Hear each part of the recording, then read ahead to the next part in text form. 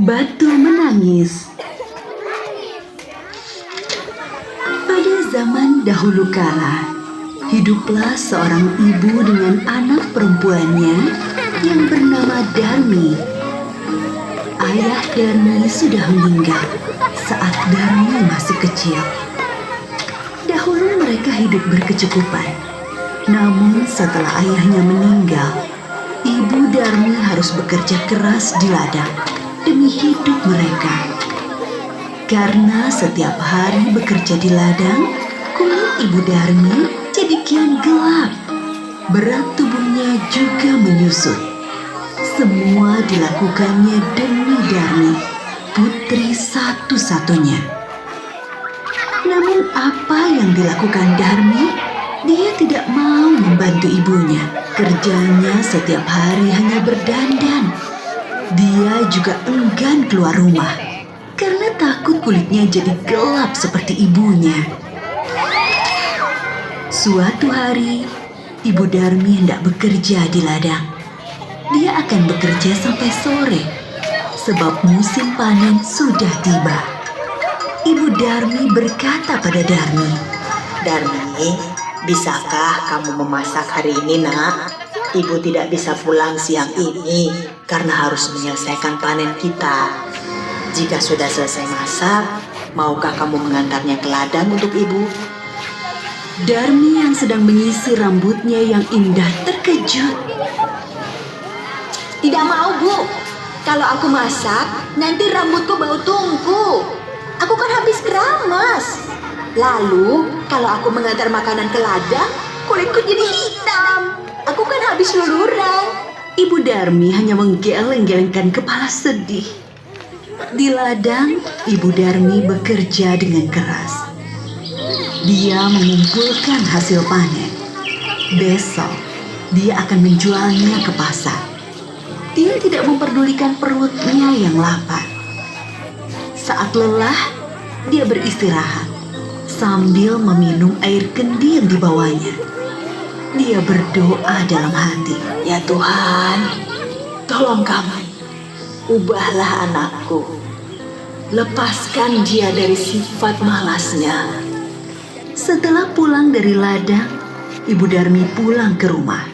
Betapa terkejutnya. Di sana tak ada makanan yang bisa dimakan. Darmi sama sekali tidak memasak. Darmi yang melihat ibunya pulang malah marah-marah. Ibu ini kemana saja sih? Masa tidak ada makanan di rumah? Aku kan lapar. Seharian tidak makan. Darmi, tadi ibu kan sudah menyuruhmu untuk memasak. Aku tidak mau, Bu. Darmi meninggalkan ibunya yang kelaparan dan juga lelah. Keesokan harinya, Ibu Darmi sudah bersiap dengan hasil panennya. Dia akan pergi ke pasar. Darmi, ikutlah ibu ke pasar, nak. Ibu membutuhkanmu untuk membawa hasil ladang kita. Nggak mau, Bu. Nanti kulitku kotor. Apalagi pasar kan becek. Aduh, aku nggak bisa membayangkan kulitku yang bersih ikutan kotor. Akhirnya, ibunya ke pasar sendiri dengan membawa hasil ladang itu. Sorenya, Ibu Darmi membawa uang hasil panen. Tidak terlalu banyak, hanya cukup untuk membeli benih dan makan beberapa hari. Darmi yang melihat ibunya sedang menghitung uang, segera mendekati ibunya. Bu, bedakku habis. Tolong belikan dong, Bu. Ya, besok ibu belikan. Tapi kamu harus ikut supaya ibu tidak salah beli. Akhirnya Darmi dengan terpaksa ikut ibunya pergi ke pasar. Tapi Darmi berbisik kepada ibunya. Bu, nanti kita jalannya jangan berdampingan. Ibu di belakangku saja. Kenapa, Darmi? Pokoknya ibu jalan di belakangku. Darmi sebenarnya malu berjalan bersama ibunya yang berkulit gelap dan wajah yang tak terawat. Tiba-tiba, di tengah jalan, ada seorang teman Darmi yang menghampiri dan bertanya, Hai Darmi, kamu mau kemana? Aku mau ke pasar. Teman Darmi melihat Ibu Darmi dengan pandangan bertanya. Dia siapa, Darmi? Ibumu ya? Darmi yang tak ingin temannya tahu jika dia punya ibu yang kotor dan jelek, segera menjawab. Oh, dia pembantuku. Tentu saja bukan ibuku. Ih, amit-amit deh. Betapa sedih saat Ibu Darmi mendengarnya, namun hanya ditahan dalam hati. Mereka melanjutkan perjalanan. Darmi bertemu dengan temannya yang lain. Darmi, kau mau kemana? Aku mau ke pasar. Ngomong-ngomong, siapa yang ada di belakangmu? Apa dia ibumu? Bukan, dia bukan ibuku. Dia pembantuku. Sungguh hati Ibu Darmi semakin sedih. Begitu tega anaknya mengakui dirinya sebagai pembantu. Namun sekuat tenaga dia berusaha menahannya. Sampailah Darmi dan ibunya di pintu pasar. Saat mereka akan memasuki pasar, lagi-lagi Darmi bertemu temannya yang lain. Darmi, tumben kamu pergi ke pasar. Siapa yang berjalan di belakangmu?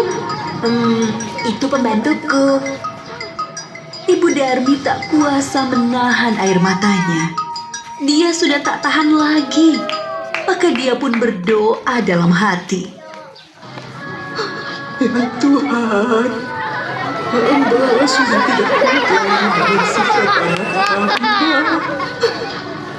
Tolong kiranya Tuhan menghukumnya agar dia menjadi jerah. Setelah Ibu Darmi selesai berdoa, tiba-tiba Darmi menjerit. Ibu! Ada apa dengan kakiku? Kenapa tidak bisa digerakkan lagi? Sedikit demi sedikit Darmi menjadi batu.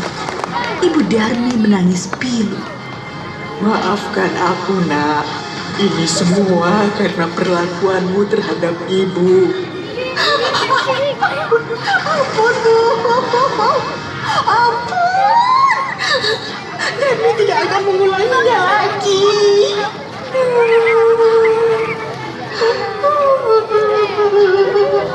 Darmi merintih sambil menangis meminta ampunan ibunya.